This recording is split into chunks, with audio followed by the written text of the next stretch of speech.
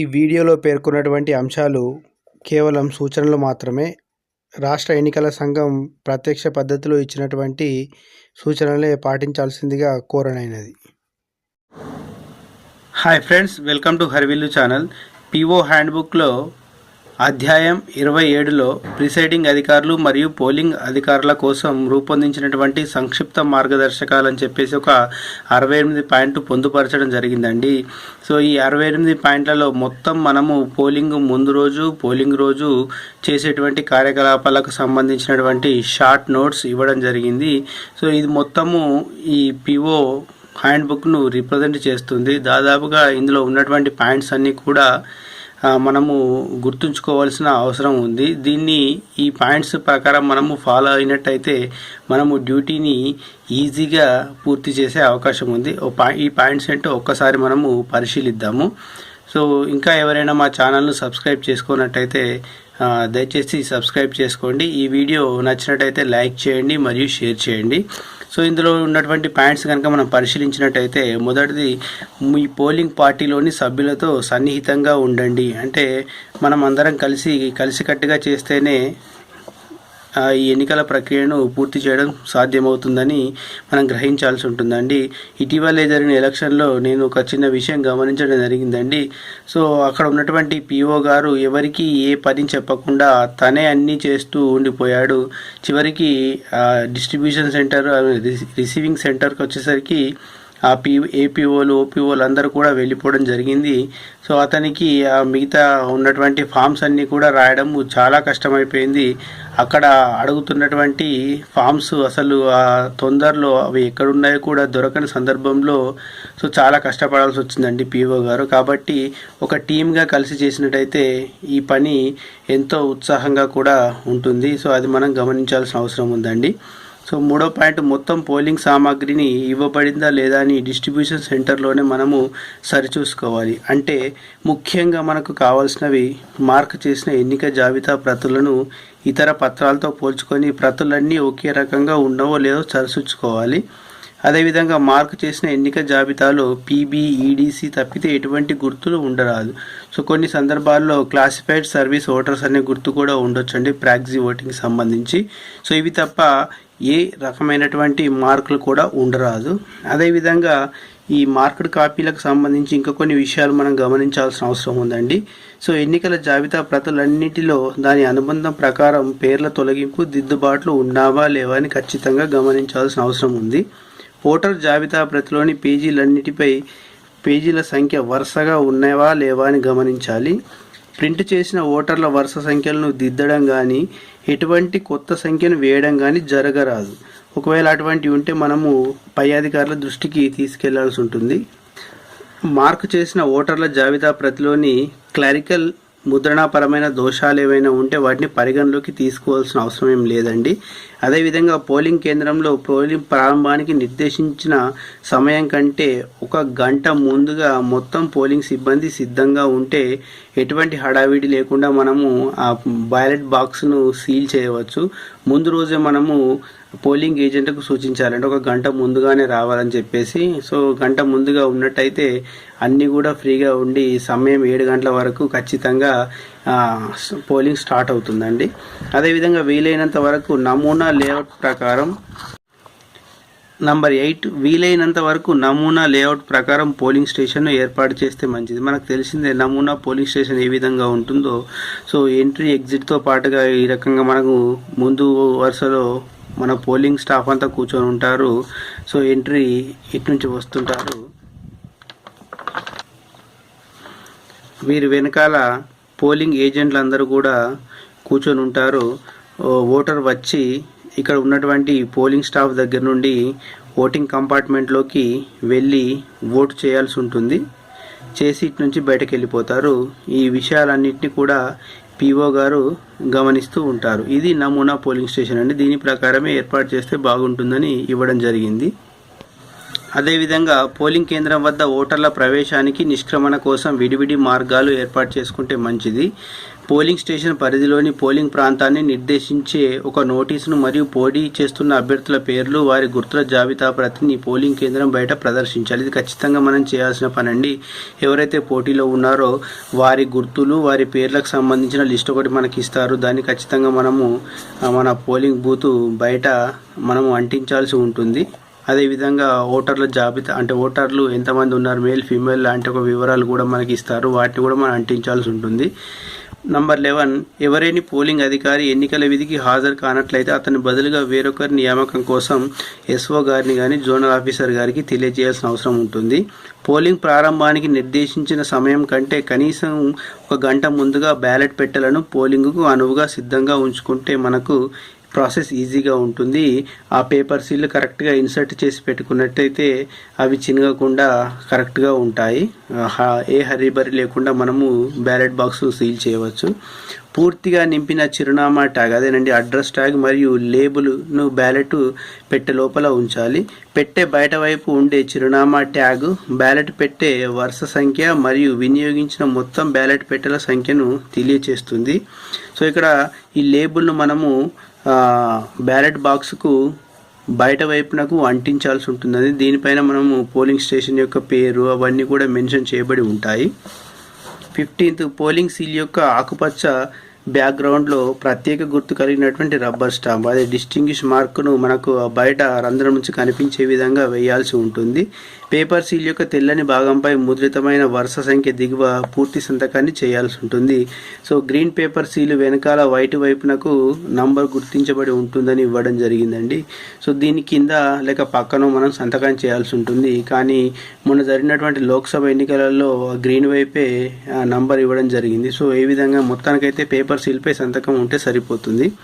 ఈ పేపర్ సీల్పై సంతకం పెట్టాలని పోలింగ్ ఏజెంట్లు కనుక కోరుకుంటే వాళ్ళను కూడా చేయనివ్వాలి. అదేవిధంగా పేపర్ సీల్ వరుస సంఖ్యను నోట్ చేసుకోవడానికి వారిని అనుమతి ఇవ్వాలి. పేపర్ సీలు బ్యాలెట్ పెట్టె లోపల సమకూర్చిన చీలికల ద్వారా అమర్చాలి. తద్వారా ప్రత్యేక మార్కు బ్యాలెట్ బాక్స్ రంధ్రం ద్వారా బయట కనబడినట్లు మనం అమర్చుకోవాలి. పోలింగ్ జరుగుతున్నప్పుడు ఏదేని ఒక సమయంలో ఒక బ్యాలెట్ పెట్టె మాత్రమే వినియోగంలో ఉండాలి. సో మనకు కొన్ని చాలా ముఖ్యమైన పాయింట్ అండి. కొన్ని సందర్భాలలో ఓటర్లు ఎక్కువగా ఉండడం కావచ్చు, లేకపోతే ఎక్కువ మంది పోటీలో ఉన్నప్పుడు ఆ బ్యాలెట్ పత్రాలు చాలా పెద్దవిగా ఉన్నప్పుడు ఒక బాక్స్ సరిపోకపోవచ్చు. దాని సందర్భంలో 2 బాక్సులు ఇస్తారు. కానీ ఆ 2 బాక్సులు ఒకేసారి వినియోగంలోకి తేవద్దు. సో మొదట ఒక బాక్స్ని వినియోగంలోకి తెచ్చి అది పూర్తి అయిన తర్వాత, అంటే అందులో మనము పుషర్ పెట్టి ప్రెస్ చేసినా కూడా లోపలికి ఏవి పోని పక్షంలో మాత్రమే రెండవ బ్యాలెట్ బాక్స్ను ఓపెన్ చేయాలి. రెండవ బ్యాలెట్ బాక్స్ను ఓపెన్ చేసే క్రమంలో మళ్ళీ మొదటి బ్యాలెట్ బాక్స్ని ఏ విధంగా ఓపెన్ చేస్తాము అంటే డిక్లరేషన్ రాసి అవన్నీ ఓపెన్ చేస్తాము, సేమ్ అదే విధంగా రెండో బ్యాలెట్ బాక్స్ అంటే మనకు పీఓ డిక్లరేషన్లో పార్ట్ 2ను మనము రాయాల్సి ఉంటుందండి. దానికంటే ముందు మొదటి బాక్స్ను మొత్తంగా సీల్ చేసేసేయాలి. సో ఆ విధంగా ఒక సమయంలో ఒకే బ్యాలెట్ బాక్స్ మాత్రమే వినియోగంలో ఉండేటట్టు చూసుకోవాలి. మీ పేరును పూర్తిగా బ్యాలెట్ పేపర్ కౌంటర్ ఫైల్ పై కాకుండా కేవలం బ్యాలెట్ పేపర్ వెనుక వైపు మాత్రమే సంతకం చేయాలి. అంటే ఇక్కడ మనము కౌంటర్ ఫైలు బ్యాలెట్ పేపర్ను పోలింగ్ క్రమంలో మనం వేరు చేయాల్సి ఉంటుంది. కాబట్టి మన సంతకము కేవలం బ్యాలెట్ పేపర్ పైన వచ్చే విధంగానే అదే పూర్తి సంతకాన్ని మాత్రమే చేయాలి. సో ఆ డిస్టింగ్విష్ మార్క్ అనేది కౌంటర్ ఫైల్ పైన వేయాలి, అదేవిధంగా బ్యాలెట్ పేపర్ పైన వచ్చే విధంగా వేయాలి. అది ఏ విధంగా వేస్తామో మనకు తెలిసిన విషయమే. బ్యాలెట్ పేపర్ వెనక వైపు కుడివైపు పైభాగాన మనం చేయాల్సి ఉంటుంది. ఫర్ ఎగ్జాంపుల్ ఇది బ్యాలెట్ పేపర్ కనుక అయినట్టయితే ఈ బ్యాలెట్ పేపరు వెనుక వైపు ఇక్కడ కౌంటర్ ఫైల్ మనకు డిస్టింగ్విష్ మార్క్ వేయాల్సి ఉంటుంది. అదేవిధంగా ఈ ప్లేస్లో మనము ఆ డిస్టింగ్విష్ మార్క్ వేసి సంతకం చేయాల్సి ఉంటుందండి.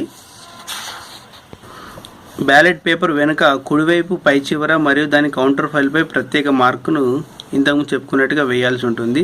ఓటర్లకు క్రమానుగత వరుస సంఖ్యలో బ్యాలెట్ పేపర్ల బండిల్ను వాడరాదు. ఇది కూడా ఒక ముఖ్యమైన విషయం అండి. సో వరుస సంఖ్యలో బ్యాలెట్లు వాడరాదు. మరి అలా కాకుండా ఉంటే కన్ఫ్యూజ్ అవుతుందని మనం అనుకోవచ్చు. సో మొత్తంగా సుమారు ఒక 600 మంది ఓటర్లు కనుక ఉన్నట్టయితే దాదాపుగా 300 ఖచ్చితంగా ఓటు వేస్తారు. సో ఆ 300 బ్యాలెట్లు అయితే మనము కొంత షెఫిల్ చేసి ఏదైనా వాడుకుంటే నష్టమే ఉండదండి. మిగిలినవి చివరిగా వరుస సంఖ్యలో ఉంటాయి. ఆ రకంగా మనం వాడుకుంటే బెటర్. బ్యాలెట్ పేపర్ల బండిలను కలగలిపి వరుస క్రమంలో కాకుండా ఉపయోగించాలి. ఒక బండిలోని బ్యాలెట్ పేపర్లు అయిపోయిన తర్వాతనే వేరొక బండిల్ను ర్యాండమ్గా మనం ఉపయోగించాల్సి ఉంటుంది. బ్యాలెట్ పేపర్ కౌంటర్ ఫైల్పై ఓటర్ల సంతకము లేదా వేలిముద్ర తీసుకున్న తర్వాత మాత్రమే బ్యాలెట్ పేపర్లు మనము కౌంటర్ ఫైల్ నుండి వేరు చేసి వాళ్ళకి అందించాల్సి ఉంటుంది. ఒకవేళ ఎవరైనా ఓటరు బ్యాలెట్ పేపర్ యొక్క కౌంటర్ ఫైల్ పైన సంతకం చేయడానికి లేక వేలిముద్ర వేయడానికి నిరాకరించిన పక్షంలో అతనికి ఎట్టి పరిస్థితుల్లో కూడా బ్యాలెట్ను ఇష్యూ చేయడం వీలు కాదు. ఓటర్ సంతకం వేలిముద్ర చేయకుండా బ్యాలెట్ పేపర్ను జారీ చేయరాదు. బ్యాలెట్ పేపర్ బండిలను చూసి బ్యాలెట్ పేపర్ యొక్క మొదటి చివరి వరుస సంఖ్యను లోపమున్న బ్యాలెట్ పేపర్ వరుస సంఖ్యలను నోట్ చేసుకోవడానికి పోలింగ్ ఏజెంట్లను అనుమతించవచ్చు. పోలింగ్ ప్రారంభానికి ముందు ప్రకటన అంటే పిఓ డిక్లరేషన్ బిగ్గరగా చదివి వినిపించి మనం సంతకం చేసి వారితో సంతకాలు తీసుకోవాలి. తదుపరి పెట్టె అంటే రెండో పెట్టె లేక ఇంకో వేరే పెట్టెలు వాడేటప్పుడు ఖచ్చితంగా మళ్ళీ డిక్లరేషన్ పైన సంతకం చేయించాలి. మార్కు చేసిన ఓటర్ లిస్ట్ నందు పీబీ, ఈడీసీ, ఒక్కోసారి క్లాసిఫైడ్ సర్వీస్ ఓటర్స్ మినహా ఎటువంటి ఇతర నమోదులు లేవని హాజరైన పోలింగ్ ఏజెంట్లు ఖచ్చితంగా మనం ప్రదర్శించి చూపాలి. పోలింగ్ ప్రారంభానికి ముందే నిర్ణీత సమయానికి పోలింగ్ను ప్రారంభించాలి. ఇంకొక ముఖ్యమైన విషయం, ఇందులో మనకు 17 ఇయర్ రిజిస్టర్ కూడా లేదు కాబట్టి మనకి ఇక్కడ ఏది ఓటర్ల జాబితానే వారికి ఒకసారి చూపించి ఎటువంటి మార్క్స్ లేవని చెప్పేసి వాళ్ళకు నిర్ధారించాల్సి ఉంటుందండి. అదేవిధంగా 2018 తెలంగాణ పంచాయతీరాజ్ చట్టం 217వ విభాగాన్ని బిగ్గరగా చదివి వినిపించడం ద్వారా ఓటింగ్ గోప్యతను కాపాడవలసిందిగా హాజరైన ప్రతి ఒక్కరిని హెచ్చరించాలి. ప్రతి అభ్యర్థికి సంబంధించి ఒక పోలింగ్ ఏజెంట్ను మాత్రమే నిర్ణీత సమయంలో పోలింగ్ కేంద్రంలోకి అనుమతించాలి.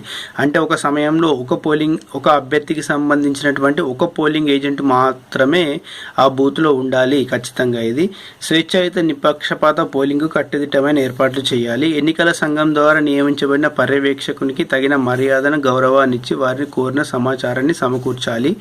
పోలింగ్ కేంద్రానికి 100 మీటర్ల లోపు ప్రచారం జరగకుండా చూడాలి.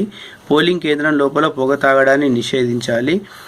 అదేవిధంగా పోలింగ్ 5వ అధ్యాయంలో సూచించిన విధంగా పోలింగ్ అధికారులకు విధులను కేటాయించాలి. మనం చెప్పుకున్నామండి 5వ అధ్యాయం గురించి. పోలింగ్ అధికారుల విధులు: మొదటి పోలింగ్ అధికారి ఏపీఓ, ఇతడు మార్కుడ్ కాపీకి ఇన్ఛార్జ్. అదేవిధంగా రెండవ పోలింగ్ అధికారి ఎంపీటీసీ ఇండెలిబుల్ ఇంక్ను అప్లై చేస్తాడండి. మూడవ పోలింగ్ అధికారి ఎంపీటీసీ బ్యాలెట్ పేపర్స్కి ఇన్ఛార్జ్. నాలుగవ పోలింగ్ అధికారి జెడ్పీటీసీ బ్యాలెట్ పేపర్స్కి ఇన్ఛార్జ్. ఐదవ పోలింగ్ అధికారి ఈ ఎంపీటీసీ, జెడ్పీటీసీ బ్యాలెట్ పేపర్లను మడచి ఇచ్చి వాళ్ళకి ఆరో క్రాస్ రబ్బర్ మార్కును ఆరో క్రాస్ రబ్బర్ మార్కును అందించాల్సి ఉంటుంది. ఇది 5గురి యొక్క విధులు. అదేవిధంగా నగదు రూపంలో ₹5 ఛాలెంజ్ రుసుమును ఛాలెంజ్దారు చెల్లించినప్పుడు మాత్రమే ఛాలెంజ్ చేయడానికి పోలింగ్ ఏజెంట్కు అనుమతినివ్వాలి. ఛాలెంజ్ నిరూపించబడితే అనుబంధం 14లోని నమూనాలో వాతపూర్వకంగా ఫిర్యాదుతో ఇతరులు ఓటు వేయడానికి వచ్చిన వ్యక్తిని పోలీసులకు అప్పగించాల్సి ఉంటుంది. ఒక అశక్తత గల ఓటర్ సహాయకుని నుండి అవసరమైన ధృవీకరణను నమూనా 22లో పొందాలి. ఎవరైనా ఓటింగ్ వయస్సు కంటే అంటే 18 సంవత్సరాల కన్నా తక్కువగా ఉన్నట్లు మీరు పరిగణించినప్పటికీ, మీరు అంటే ఇక్కడ పిఓ గారు పరిగణించినప్పటికీ అతని గుర్తింపు పట్ల సంతృప్తి చెందిన తర్వాతనే అతనికి ఓటు ఇవ్వాలి. అతని వయస్సు గురించి అతని నుంచి ధృవీకరణను పొందాలి తప్ప అతని అర్హతను మాత్రం ప్రశ్నించే హక్కు లేదండి. కేవలం అతని వయస్సు నీకు 18 సంవత్సరాలు ఉన్నవా లేవా, ఉంటే ధృవీకరణ మీద సంతకం చేయని చెప్పేసి చేయడానికి మాత్రమే పిఓకి అధికారం ఉంది. కానీ అతని ఓటు హక్కును గురించి ప్రశ్నించే అధికారం లేదు అని చెప్పేసి ఇవ్వడం జరిగింది. పోలింగ్ కేంద్రం వద్దకు ఓటర్ వచ్చినప్పుడు అతని పేరు మీద వేరే వ్యక్తి ఇప్పటికే ఓటు వేసినట్లయితే అంటే టెండర్ ఓట్స్ గురించి ఇక్కడ ఇవ్వడం జరిగిందండి. మీరు అతని గుర్తింపు పట్ల సంతృప్తి చెందిన తర్వాత ఆ ఓటర్కు టెండర్ బ్యాలెట్ పత్రం ఇవ్వడం ద్వారా ఓటు వేయడానికి అనుమతించాలి. అట్టి ఓటును బ్యాలెట్ పెట్టెలో వేయాలి. అది చాలా ముఖ్యమైన పాయింట్ అండి. సో టెండర్ ఓట్స్ వచ్చినప్పుడు అది ఎట్టి పరిస్థితుల్లో కూడా బ్యాలెట్ బాక్స్లో వేయరాదు. ఆ బ్యాలెట్ పత్రం వెనుక వైపున మరియు దాని రసీదు పైన అంటే కౌంటర్ ఫైల్ పైన టెండర్ బ్యాలెట్ పత్రం అని రాసి పీఓ గారు సంతకం చేయాల్సి ఉంటుందండి. ఈ టెండర్ బ్యాలెట్ను మనకు ఇచ్చినటువంటి బ్యాలెట్ పేపర్ల నుండి ఈ చివరి నుండి మనము ఇష్యూ చేయాల్సి ఉంటుంది. ఆ జారీ చేసినటువంటి టెండర్ బ్యాలెట్ పత్రాల రికార్డును ఆ 24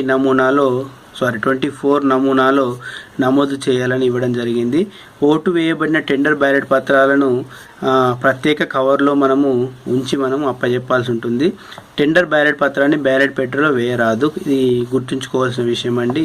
ఓటింగ్ ప్రక్రియ పూర్తయిన పిదప పోలింగ్ కేంద్రంలో పోలైన ఓట్లలో టెండర్ ఓట్ల సంఖ్య 0.1% అంటే 1000కి 1. అంటే 1000 ఓట్లు నమోదైనట్టయితే ఒక్క ఓటు టెండర్ ఓటు ఉన్నా కూడా మనము రాష్ట్ర ఎన్నికల సంఘానికి రిటర్నింగ్ మరియు జిల్లా ఎన్నికల అధికారి ద్వారా రిపోర్టు చేయవలసి ఉంటుంది. ఓటింగ్ గోప్యతను కాపాడవలసిందిగా మనం హెచ్చరించినప్పటికీ కూడా ఓటింగ్ విధానాన్ని పాటించడానికి ఓటర్ నిరాకరించినప్పుడు అతనికి ఓటు వేయడానికి మనం ఎట్టి పరిస్థితుల్లో అనుమతించరాదు. పోలింగ్ ముగింపు సమయంలో వరుసలో నిల్చొని ఉన్న ఓటర్లందరికీ చిట్ట చివరి నుండి ప్రారంభించి మనం సంతకం చేసిన వరుస నంబర్లు గల పోలింగ్ స్లిప్లను పంపిణీ చేయాల్సి ఉంటుంది. చివరి నుంచి ఇవ్వాలి, మనకు తెలిసిన విషయమే. పోలింగ్ ముగియడానికి నిర్ధారించిన సమయం మించినను కూడా అటువంటి స్లిప్లు జారీ చేసిన వ్యక్తులందరికీ ఓటును అనుమతించాలి. చిట్ట చివరి ఓటరు ఓటు వేసిన తర్వాత పోలింగ్ ముగిసినట్లుగా లాంఛనంగా ప్రకటన చేసి పీఓ డిక్లరేషన్ పైన మనం సంతకం చేయాల్సి ఉంటుంది. దాని తర్వాత బ్యాలెట్ పేపర్ అకౌంటును ఫామ్ 25లో తయారు చేయాలి. ఈ బ్యాలెట్ పేపర్ అకౌంట్ యొక్క ఒరిజినల్ ప్రతులను పోలింగ్ ఏజెంట్లకు కూడా ఇవ్వాలి. ఆ నిర్దిష్ట ప్రకటన నమూనాలు ఆ విషయమే ప్రకటన చేయాలి. మనకు పీఓ డిక్లరేషన్లో అవి తీసుకున్నామని చెప్పేసి కూడా ఒక చిన్న నోట్ ఉంటుందండి. దాన్ని చదివి వినిపించి దాన్ని ప్రకటన చేయాల్సి ఉంటుంది. వాళ్ళ సంతకం తీసుకోవాల్సి ఉంటుంది. ఎన్నికల సంఘం సూచించిన విధంగానే ఎన్నికల పత్రాలను సామాగ్రిని మనము ప్యాక్ చేయాల్సి ఉంటుంది. ఆ ప్యాకింగ్ వివరాలంటే ఒక్కసారి మనం పరిశీలించినట్టయితే ఫస్ట్ మనం మార్క్ చేసిన ఓటర్ల జాబితా ఇవన్నీ కూడా స్టాట్యుటరీ కవర్స్ అని, చట్టబద్ధమైనటువంటి కవర్లు. అంటే చట్టబద్ధమైన కవర్లు అంటే ఏదైనా ఇబ్బంది కలిగినప్పుడు మనకు ఓపెన్ చేసే పత్రాలే చట్టబద్ధమైనవి. సో ఏమైనా ఇబ్బంది కలిగినప్పుడు వీటిని మాత్రమే ఓపెన్ చేయడం జరుగుతుందండి. సో ఇవి ఎక్కడ ఉంటాయి అని కన్ఫ్యూజ్ కావాల్సిన అవసరం ఏం లేదు. సో దీన్ని గుర్తుంచుకోవడానికి చాలా సింపుల్ టిప్ ఒకటి ఉంది. అదేంటంటే మనము పోలింగ్ చేసే రోజు మన టేబుల్ పైన ఏవైతే ఉంటాయో అవన్నీ కూడా స్టాట్యుటరీ కవర్స్ విభాగంలో మనకు వస్తాయి. అంటే పోలింగ్ చేసే రోజు టేబుల్ పైన ఏమేమి ఉంటాయి? జనరల్గా మార్క్డ్ కాపీ ఒకటి ఉంటుంది, ఎంపీటీసీ బ్యాలెట్ పేపర్లు, జెడ్పీటీసీ బ్యాలెట్ పేపర్లు, ఇవి మాత్రమే మనకు స్టాట్యుటరీ కవర్ల కింద వస్తాయి. అవే ఇక్కడ ఇవ్వడం జరిగిందండి. ఇక్కడ మార్క్ చేసిన ఓటర్ల జాబితాను, దీన్ని సీల్డ్ కవర్, టెండర్ బ్యాలెట్ పత్రాలతో పాటు వినియోగించిన బ్యాలెట్ పత్రాల counter files, used ballot paper counter ఫైల్స్తో కూడినటువంటి కవరు, అదేవిధంగా సంతకం చేసి వినియోగించిన బ్యాలెట్ పత్రాలు కౌంటర్ ఫైల్తో కూడిన కవరు, అంటే signed but unused ballot papers, ఇవి కూడా మన టేబుల్ పైనే ఉంటాయి. అదేవిధంగా కౌంటర్ ఫైల్స్తో సహా ఇతర వినియోగించని బ్యాలెట్ పత్రాలతో కూడిన కవరు, ఇది అన్యూజ్డ్ బ్యాలెట్ పేపర్స్, అంటే సైన్ చేసినవి కాకుండా అన్యూజ్డ్ బ్యాలెట్ పేపర్స్. అదేవిధంగా టెండర్ బ్యాలెట్ పేపర్లు, అంటే టెండర్ ఓటు పడ్డప్పుడు మాత్రమే టెండర్ బ్యాలెట్ పేపర్స్ ఉంటాయి, లేకపోతే నిల్లుగా ఉన్నటువంటి కవరు. ఓటింగ్ పద్ధతిని అతిక్రమించినందుకు రద్దు చేసినటువంటి బ్యాలెట్ పేపర్లు, అంటే రహస్య ఓటింగ్ కాపాడనందుకు ఒక రద్దు చేసినటువంటి బ్యాలెట్ పేపర్లతో కూడినటువంటి కవరు.